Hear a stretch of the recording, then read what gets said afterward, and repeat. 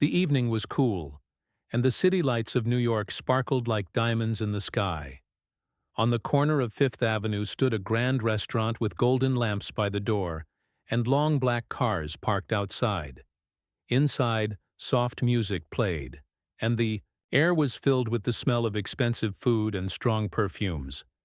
It was the kind of place where powerful people met, where money talked louder than anything else. Mr. Robert Grant, the CEO of a major tech company, was hosting a dinner that night.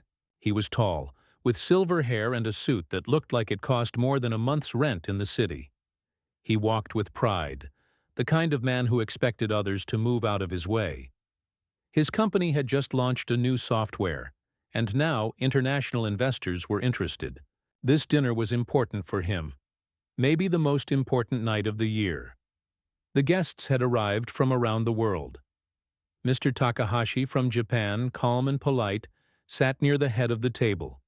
Beside him was Mr. Ribeiro from Brazil, friendly and full of laughter. Across from them sat Madame Lefebvre, a sharp-eyed French businesswoman with a cold smile and perfect posture. All of them spoke English, but they were more comfortable in their native languages. They were rich, powerful, and smart, and Mr. Grant wanted to impress them all. The restaurant was ready for them. The table was set with silver cutlery, crystal, glasses, and white napkins folded like swans. Waiters moved around quietly, making sure everything was perfect. One of them was a young black man named Jamal. Jamal was about 28 years old, with kind eyes and a calm face. He wore a neat, black uniform, clean white gloves, and a name tag on his chest. He moved with grace, like someone who knew exactly what he was doing. He didn't speak unless spoken to. He didn't rush. He didn't fumble. His job was to serve food and drinks, and he did it well. But Jamal wasn't just any waiter. He noticed everything. How Mr. Takahashi only sipped warm tea, how Madame Lefebvre preferred sparkling water, and how Mr. Ribeiro didn't like mushrooms. He remembered all their orders without writing anything down. Every time he came by the table, he smiled politely, poured wine without spilling a drop, and disappeared before anyone really looked at him. Except Mr. Grant. Mr. Grant had noticed Jamal. Not because he was doing a good job, but because Mr. Grant believed people like Jamal were just background workers. Invisible, replaceable, tools, not people. So every time Jamal came near the table, Mr. Grant made a little comment. Something small, something just loud enough. Sharp for a waiter, isn't he? Mr. Grant said once, when Jamal remembered a drink order perfectly. The investors didn't respond. Maybe we should hire him in tech support, he joked another time. A few chuckles followed, but they sounded forced. Jamal heard everything. He didn't react. He didn't let his face change. He just kept working. But inside, he felt the sting. He was used to it. People saw his skin, his uniform, his job, and they thought they knew everything. They didn't ask questions. They didn't know that Jamal had once been a university student, or that he spoke 7 languages. They didn't know how much he had given up for his family, or how much he had already done in his life. They saw only a waiter. Dinner began. Plates came out. Small, beautiful dishes with sauces dripped like paint. Everyone smiled and nodded. The investors started talking about business, about numbers, about software. At first, they all spoke English for Mr. Grant's benefit, but after a while, they slowly began to shift. Mr. Ribeiro leaned over to Madame Lefebvre and said something in Portuguese. She answered in French. Mr. Takahashi joined in, his voice quiet and quick in Japanese. The conversation grew faster, deeper, and more relaxed. These people were international. They thought in other languages. And Mr. Grant didn't. He smiled at first, pretending to follow along. He laughed when others laughed, even when he didn't understand, but soon his face started to tighten. He leaned forward, trying to catch a word here or there. He whispered to his assistant beside him, "What did she just say?" The assistant shrugged. "Something in French, sir." Mr. Grant began to sweat. He didn't like being left out. He especially didn't like it when the people leaving him out were richer than him. He tapped his glass to get attention. But no one cared. The investors were enjoying themselves, finally able to speak freely. Jamal came by to refill the wine. As he poured, he heard every word. The Portuguese joke Mr. Ribeiro told, the French remark about Mr. Grant's poor table manners, the Japanese phrase that translated roughly to wasting time. He heard it all, and he understood every bit of it. But Mr. Grant didn't. Annoyed, Mr. Grant looked at Jamal and said loudly, "Hey, Jamal, you understand any of this?" His voice had that fake joking tone, the kind people use when they want to insult someone but don't want to be called rude. Jamal looked at him, calm as ever. "I'm just here to serve, sir," he said softly. Mr. Grant grinned and turned to the table. "See that? Smart kid, but still just a waiter." The table went quiet. The investors looked at each other. Madame Lefebvre raised an eyebrow. Mr. Ribeiro frowned. Mr. Takahashi looked down. They didn't find it funny. They found it rude. Still, they said nothing. This was Mr. Grant's dinner, and they were guests. But Mr. Grant didn't stop. He picked up a printed menu written in 4 languages: English, French, Japanese, and Portuguese. He waved it in the air and turned back to Jamal. "If you're so smart," he said, smirking, "then translate it." He laughed loudly. It echoed across the table. He was trying to be funny, trying to show he was in charge, trying to put Jamal in his place. But Jamal didn't flinch. He looked at Mr. Grant for a second, then glanced at the menu. For a moment it seemed like he was going to say something, but instead he just gave a small, polite smile. "As you wish, sir," he said. And then he stepped back, quiet again. The guests were silent now. The energy had shifted. Mr. Grant leaned back in his chair, still grinning, but the grin looked a little less confident, a little more forced. The rest of the evening moved on. More food came. More wine was poured. But something had changed at the table. The guests spoke a little less. Their faces were more serious, and Mr. Grant began to feel unsure. Maybe he had gone too far. Maybe he had made a mistake. But he didn't know yet, not fully. That moment was still coming, and when it did, it would change everything. The table had grown quiet, but the silence didn't feel peaceful. It felt strange, like something important had just happened, but no one wanted to talk about it. Mr. Grant, the CEO, was still smiling, but his smile was starting to fade. He had just made a joke about the waiter, a young black man named Jamal, telling him to translate the menu written in 4 different languages. Mr. Grant thought it was funny, a harmless tease, but no one at the table was laughing. Jamal, still holding the wine bottle, had calmly said, "As you wish, sir," and stepped back. He hadn't argued. He hadn't reacted with anger or even shown that he was upset. But something in the way he spoke, something in the way he looked at Mr. Grant, made the air feel colder. The investors didn't say much. Mr. Ribeiro from Brazil sat back in his chair, his happy face now serious. Madame Lefebvre from France raised her eyebrows just slightly. Mr. Takahashi from Japan folded his hands and looked at his plate. These were people who had traveled across the world for business. They had met thousands of people. They could sense energy shift in a room with just one sentence, and tonight they had all seen what Mr. Grant had tried to do. Not just embarrass a young man, but remind everyone who was in charge. Mr. Grant, however, wasn't done. He leaned toward the investors with a smirk. "See? The guy's polite, knows his place. That's how service should be," he said, like Jamal couldn't still hear him. The investors didn't reply. Trying to keep the dinner light, Mr. Grant quickly changed the subject. He began talking about stock prices, company growth, and market expansion in Asia. But his words bounced off the table.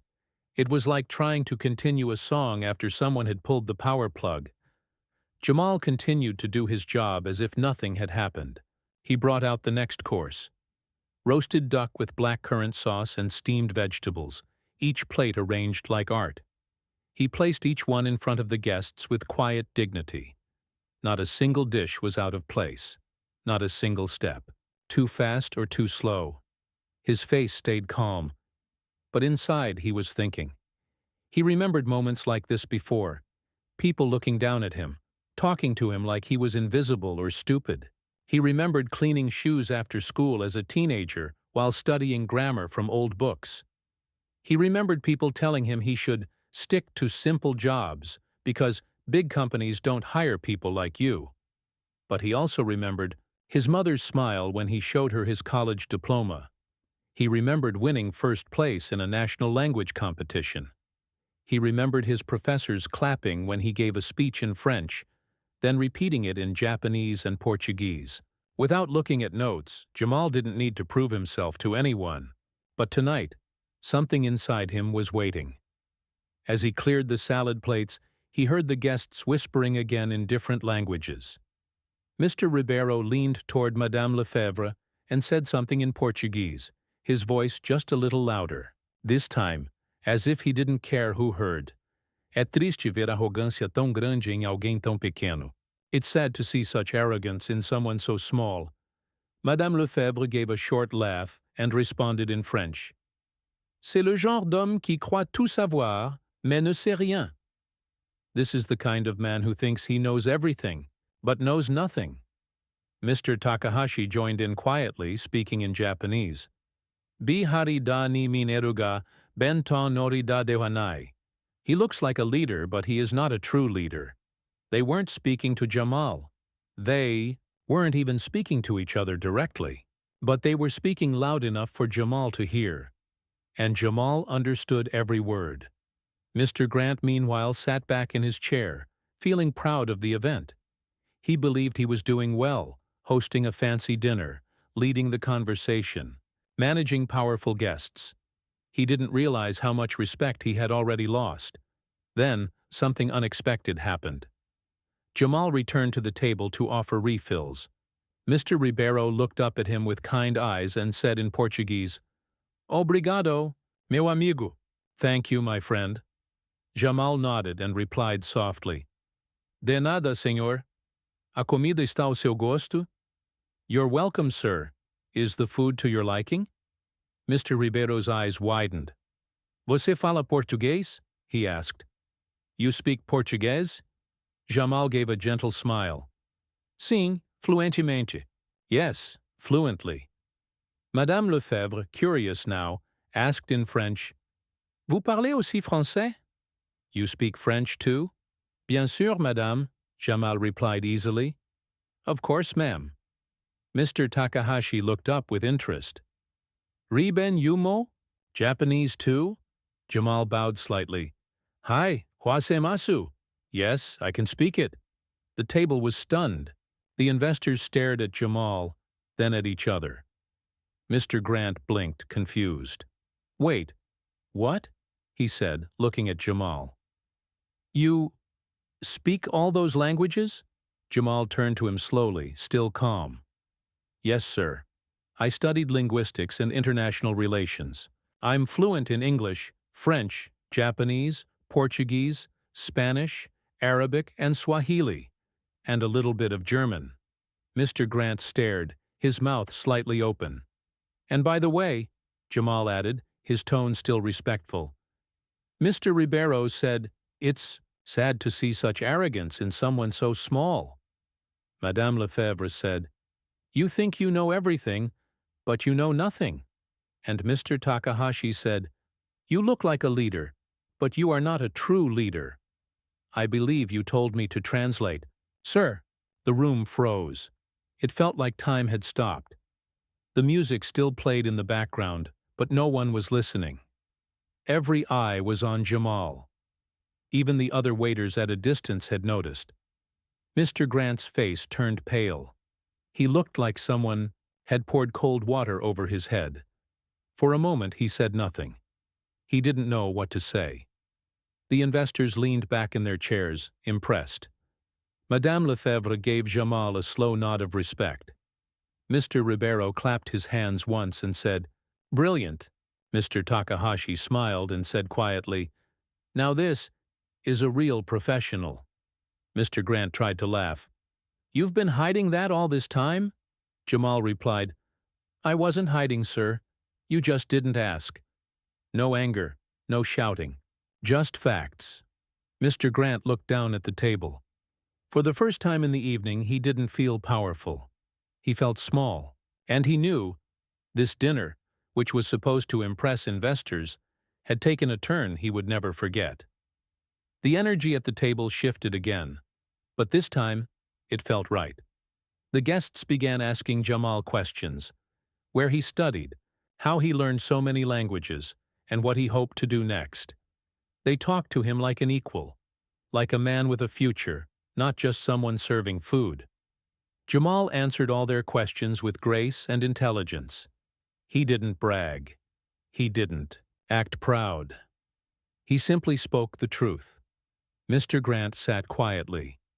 He knew he had made a fool of himself, not because Jamal had tried to embarrass him, but because Jamal didn't have to. The truth had done the work for him.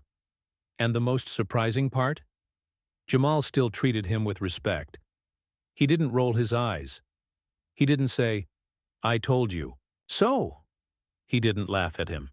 He just kept doing his job, pouring drinks, clearing plates, and answering in whatever language was spoken to him. By the end of the dinner, it was clear who had left the strongest impression that night, and it wasn't the CEO.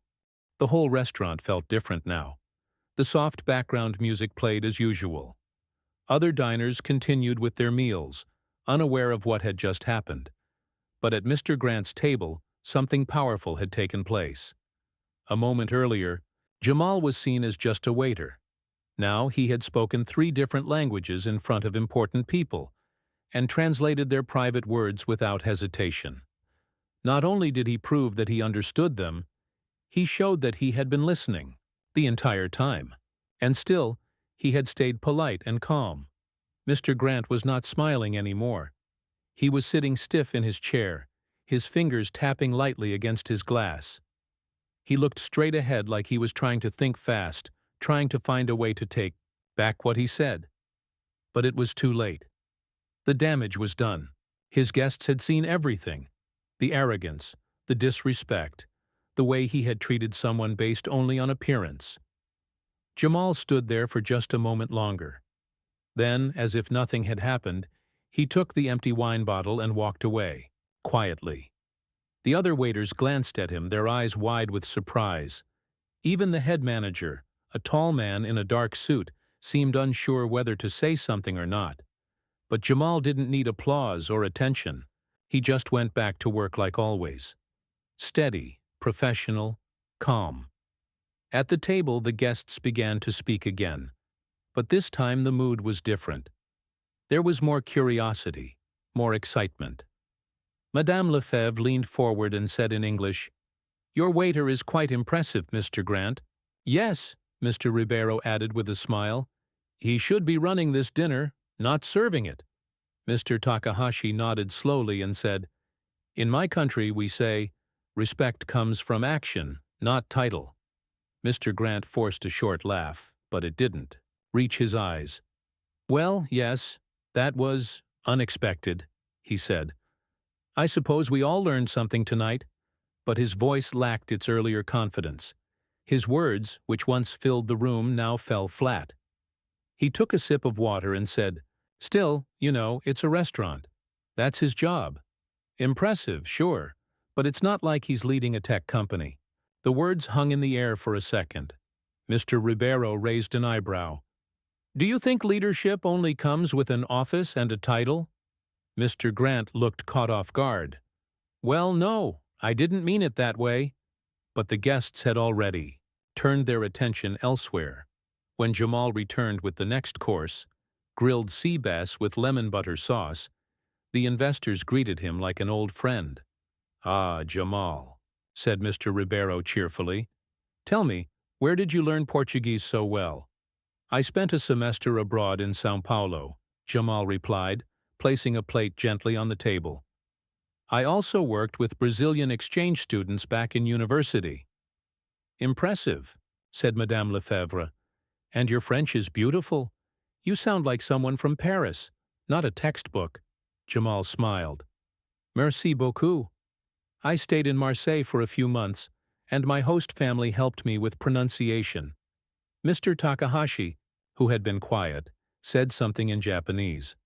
Jamal nodded and replied fluently. They had a short exchange, and then Mr. Takahashi looked at the others. He even understands cultural expressions. Very rare, he said. The rest of the staff watched from a distance. A few of them whispered to each other. Did you know Jamal spoke all those languages? One of the younger waitresses asked. No, said another. I thought he was just a regular guy. But that was the thing. Jamal was a regular guy, just not the kind they expected. He had never shown off. He never bragged. He never interrupted people. He just did his job quietly and with respect. Even now, after what had happened, he still served the food with a kind face and careful hands. But the truth was out now. Jamal wasn't just a waiter. He was a highly educated, multi-talented young man with skills that even the CEO didn't have, and the investors saw it. Mr. Grant tried to bring the focus back to his company. He talked about future plans, about app development and data systems. But every time he spoke, the energy dipped.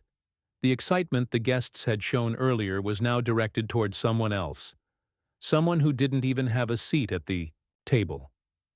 At one point, Madame Lefebvre leaned over and whispered something to Mr. Ribeiro. He nodded and looked thoughtful. Mr. Takahashi checked his phone and then looked up at Jamal again. Then, Mr. Ribeiro said out loud, Jamal, if you don't mind me asking, what are your future plans?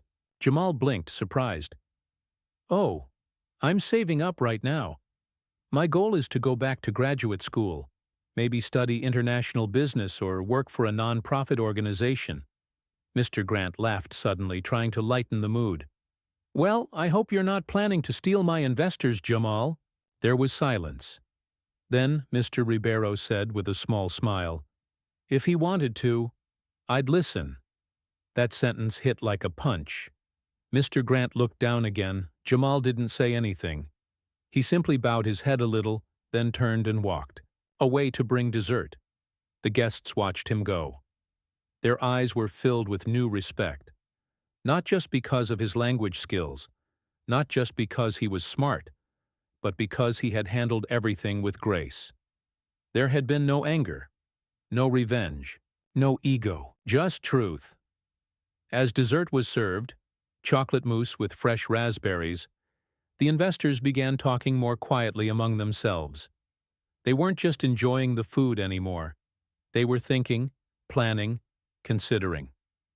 Meanwhile, Jamal stood at a small table in the back, folding napkins. One of the new servers walked over and said, Man, that was amazing. I didn't know you could speak all those languages. Jamal smiled and shrugged. It's not a big deal. No, it is, said the server. You embarrassed that CEO without even trying. Jamal paused. I didn't mean to embarrass him. I just answered what he asked. The server laughed. Well, you did it better than anyone else could have. Jamal went back to work. He didn't need to prove anything more. Tonight had spoken for itself. At the main table, the guests finished their dessert and stood up to leave. They shook hands with Mr. Grant, but it was clear something had changed. Their smiles were polite, but not warm.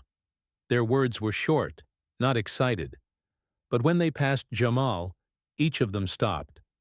Mr. Ribeiro gave him a card. Call me any time, he said. There are places where people like you don't serve the table. They lead the table. Madame Lefebvre said, If you ever consider Paris, I know a few people you should meet. Mr. Takahashi simply bowed deeply. Your presence tonight was the most valuable part of the dinner. Jamal bowed in return. Thank you. And just like that, they left.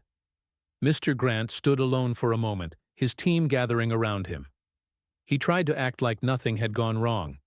He made a few jokes. He said, "Nice dinner, huh?"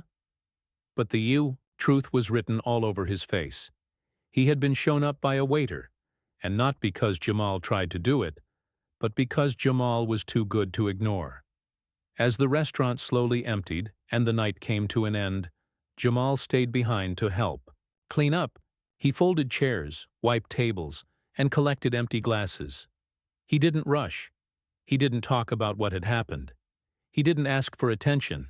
He was just doing his job, with quiet strength, but everyone who had been there that night would remember him.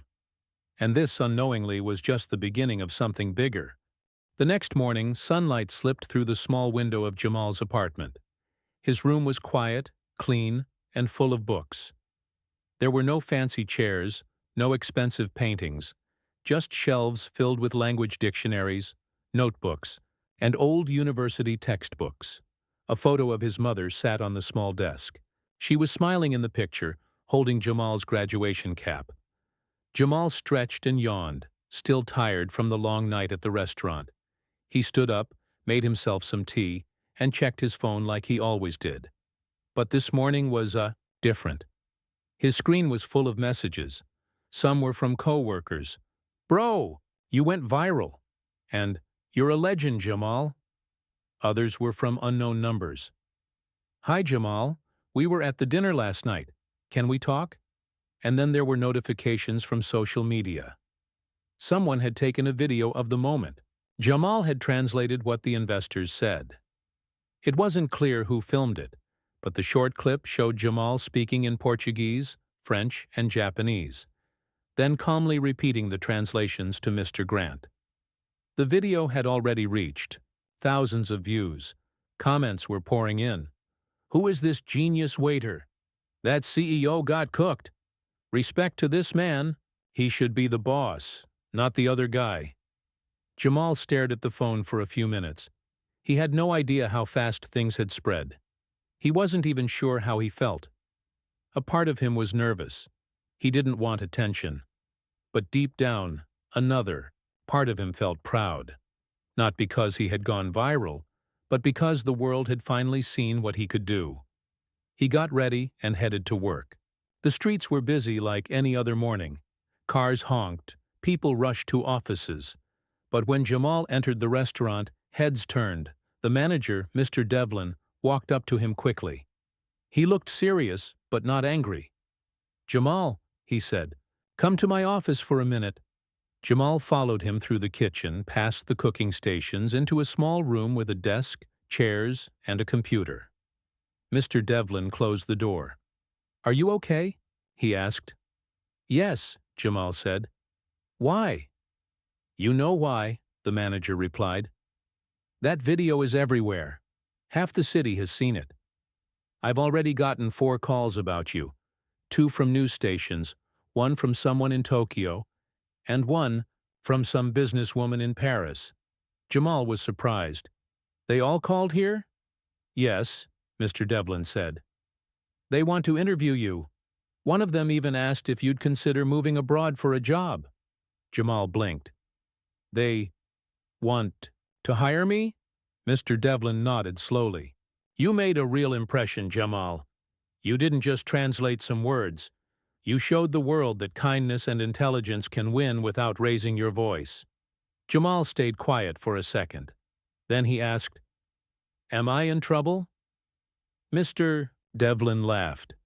"Trouble? You've brought more good attention to this place than our marketing team ever has." That day at work felt completely different. People treated Jamal with a kind of quiet respect. Customers asked for him. Some just smiled when they saw him. Others came up and said, "You're that guy from the video." But Jamal never acted special. He still served food carefully, still cleaned tables, still helped other waiters without showing off. Later that evening, as he took a short break in the back room, his phone rang. It was a number from France. "Hello?" he answered. A woman's voice spoke. "Hello, Jamal. This is Madame Lefebvre. I hope I'm not disturbing you." "No, not at all," Jamal said, sitting up straighter. "I've thought a lot about our dinner," she said. "You impressed me deeply. We're building a new language training program in Paris, and I believe you would be perfect for it. Would you consider working with us? You'd teach, travel, and help train diplomats. The pay is good. And more importantly, your voice would matter." Jamal didn't speak for a moment. His heart was beating fast. "Madame," he said softly, "I'm honored. I truly am." "Good," she said. "Think about it. I'll email the details." After she hung up, Jamal just sat there. He looked down at his hands. The same hands that had carried trays and cleaned dishes now held something else. Possibility. A future he hadn't expected. A few minutes later, the head chef came in. "Break's over," he said kindly. "Let's show them what brilliance looks like." Jamal smiled and stood up. The rest of the week passed quickly. The restaurant stayed busy, and so did Jamal's phone. One offer came from Brazil. A translation company wanted him to lead their cultural team. Another came from Japan, a private school offering to bring him in as a language consultant. News stations emailed, local newspapers called, even 2 podcast shows reached out. Then, one evening, something unusual happened. Mr. Grant, the CEO, returned to the restaurant. He walked in quietly, wearing a gray suit, looking tired. He didn't bring any investors this time. He came alone. Jamal noticed him from the corner of the room and quickly turned his attention to other tables. He didn't want drama. But the manager came over and said, "Jamal, he asked to speak. With you." Jamal nodded and walked over slowly. Mr. Grant stood up when he approached. "Hey," he said, not as confident as before. "Good evening, sir," Jamal said calmly. I don't know if you're still upset," Mr. Grant began. "I just wanted to say, I was wrong. The way I spoke to you that night, it wasn't right." Jamal looked him in the eyes. "Thank you for saying that." Mr. Grant scratched his head. "I didn't expect all of this. The video, the interviews, the job offers. You handled everything better than I ever could. That night should have been my victory. But you were the real leader." Jamal didn't smile or frown. He just listened. Mr. Grant sighed. "I think I learned something the hard way. People aren't what they wear, or where they work, or how quiet they seem." "That's true," Jamal said. Mr. Grant looked down. "Anyway, I just wanted to say I respect you. And I hope you get whatever future you want." Jamal nodded. "I plan to." Mr. Grant left without much else to say. He had come in expecting to give a speech, but Jamal didn't need praise. He didn't need forgiveness. He had already moved on. That night, after the restaurant closed, Jamal stayed behind. He sat alone in the empty dining area, the lights dimmed low.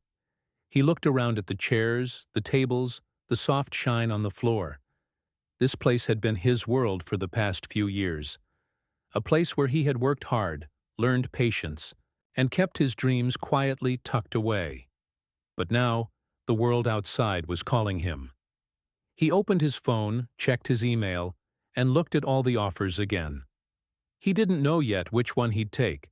Maybe France, maybe Brazil, maybe somewhere else entirely. What he did know was this: one moment, one sentence, one calm reply had changed everything. And it wasn't because he shouted, or showed off, or tried to win. It was because he knew who he was, and for the first time everyone else knew it too. 2 weeks had passed since the night everything changed. The night Jamal stood at that table and calmly spoke 3 languages in front of powerful people. That one moment, simple but powerful, had opened many doors for him. But life hadn't. Slowed down. He was still showing up for his shifts, still tying his apron, still helping out in the kitchen when things got busy, but something inside him had shifted. Every morning when he looked in the mirror, he didn't just see a man who served food. He saw someone who was finally being seen for who he really was. The world had opened its eyes, and more importantly, Jamal had opened his own heart to the idea that he deserved more. He had been humble for so long that he had forgotten his worth. But now it was clear. That day, when he arrived at the restaurant, the manager pulled him aside. "Jamal," Mr. Devlin said gently, "you've got a visitor waiting in the lounge. He says it's urgent." Jamal, curious, wiped his hands and made his way to the front of the restaurant. He wasn't sure who to expect.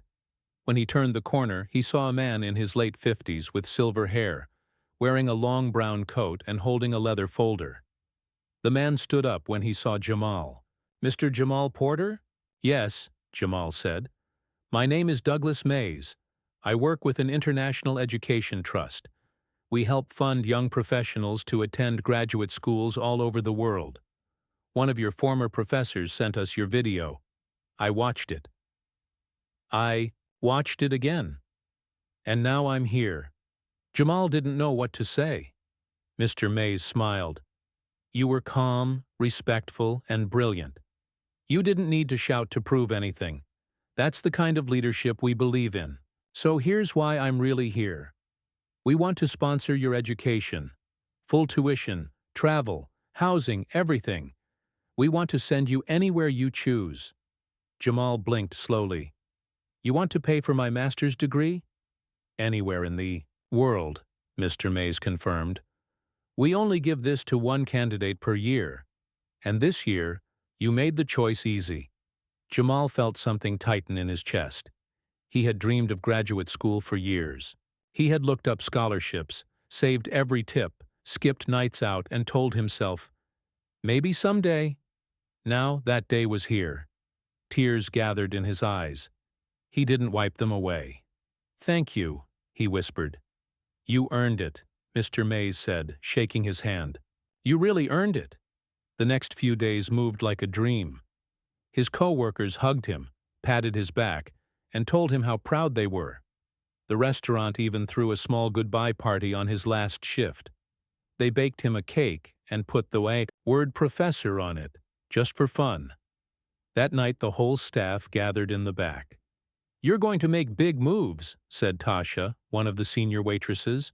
"And don't forget us when you're famous." Jamal laughed. "I'll never forget you all. You were my family here." Even Mr. Devlin got emotional. "You came in 3 years ago looking like a quiet kid who just needed a job. Now you're leaving as one of the most respected people we've ever had here." Jamal hugged everyone. He didn't want it to end, but he knew it had to. The world had shown him a new path, and it was time to take the next step. A week later, Jamal boarded a plane to Geneva, Switzerland. He had chosen a global policy program that focused on language, education, and international diplomacy. It was perfect for him, a mix of everything he loved. The day he arrived, snow was falling lightly. The buildings looked like something from a postcard, tall and white, with red roofs and flags waving in the cold air. Jamal stepped out of the airport with a single suitcase, a backpack, and a mind full of dreams. His first day of classes was unlike anything he had ever experienced. The students came from all over the world: India, Canada, Egypt, Brazil, and more. The professors were leaders in their fields. They discussed world problems, big ideas, and cultural values. But even here, Jamal stood out. When the professor asked if anyone spoke Japanese, he raised his hand. When they needed a volunteer to lead a group project, he stepped forward. When a lost student from Cameroon couldn't understand the instructions, Jamal spoke to him in French. In every corner of the classroom, he became the bridge, the one who connected people. Within a few months, the entire campus knew his name. They called him the quiet leader, the one who didn't chase attention but earned it. He was invited to give a speech at the International Youth Conference. His topic? The power of respect in a divided world. Standing at the podium, he looked out at hundreds of faces. He cleared his throat and began, 2 years ago I was a waiter. I served food. I cleaned tables. I listened more than I spoke. One night someone mocked me because of how I looked and where I worked. They thought I had nothing to offer. But that night I used my voice, not to fight back, but to tell the truth. And it changed everything. People in the audience leaned forward, drawn in by his calm voice and honest eyes. He continued, "I'm not standing here because I'm better than anyone else. I'm here because someone saw me, truly saw me. They gave me a chance. And I believe we all carry a hidden story. All we need is someone willing to listen." The room filled with applause. Some people even stood up, back. Home, the video of his speech went viral too. It wasn't loud, it wasn't dramatic, but it was real. And people felt that. Later that year, Jamal was invited by the United Nations to speak at a cultural education summit. He sat at the same table as ambassadors, presidents of universities, and Nobel Prize winners. He shook hands with people he had once only read about in books.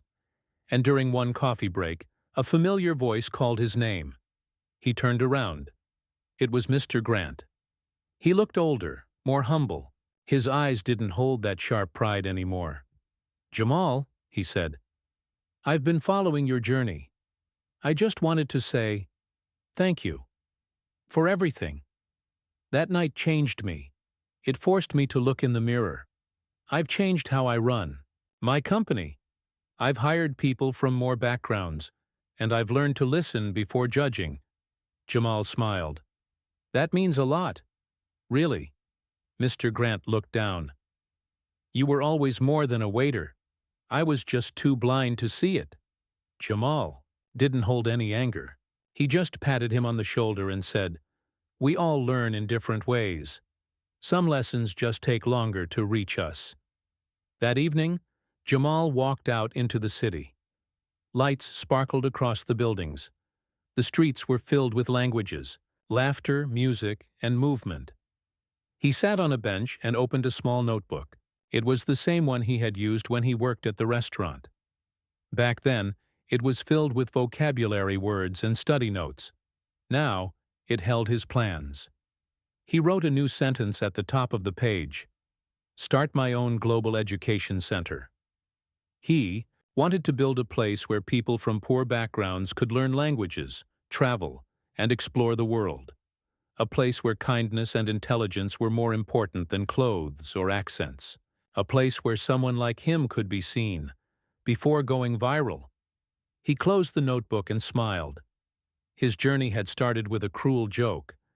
But now, he was rewriting the story, his way. And somewhere in the world, a young man was wiping tables, dreaming in silence, wondering if anyone would ever see his true self. And Jamal's story would tell him, yes, they will. Just keep going. This ends Part 5 and completes the story.